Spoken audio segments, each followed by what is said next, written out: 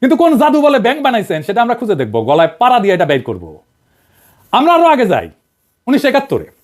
আপনি তখন মোটামুটি দামরা, কলেজে পড়েন, আপনি নিজে দাবি করেছেন আপনি মুক্তিযোদ্ধা। শোনেন, মূলত আমি এক কথা বলতে পারবো যে ওই 26শে মার্চের রাতে যদি আমরা ওই আওয়াজ না পেতাম, যদি আমরা, তাহলে দেশের মানুষের ভাগ্য নিয়ে বহু লোকই সিনেমিনি খেলার সুযোগ পেত, সেটা আর পায়নি।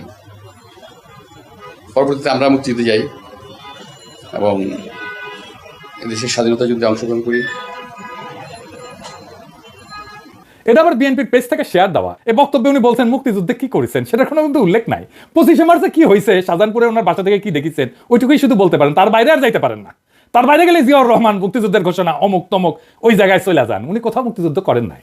কোন সেক্টরে যুদ্ধ করেছেন, কোথায় ট্রেনিং নিছেন, কারা ছিল সহযোদ্ধা, মিথ্যা কথা কইতে লজ্জা লাগে না মির্জা আব্বাস?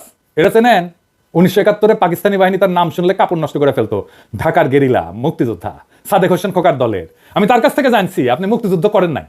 এমনকি আপনি এই যে যারা মুক্তিযুদ্ধ করছে একই সময় ঢাকায়, আজম খান, ইকবাল সুফি, আলমাস লস্কর, কাজী মোহাম্মদ হেদায়তুল্লাহ, মোহাম্মদ শফি, খুরশিদ আব্দুল মতিন, আবু তাহের, মোহাম্মদ বাশার, খন্দকার আবু জায়েদ, জিন্না, ফরাদ জামিল, ফুয়াদ, মোহাম্মদ শামসুল, ডক্টর নিজাম, জাহের, কুসি, ঢাকার মুক্তিযুদ্ধের সেই উজ্জ্বল নামগুলা কারো বন্ধু সার্কেলের লোক আপনি ছিলেন না।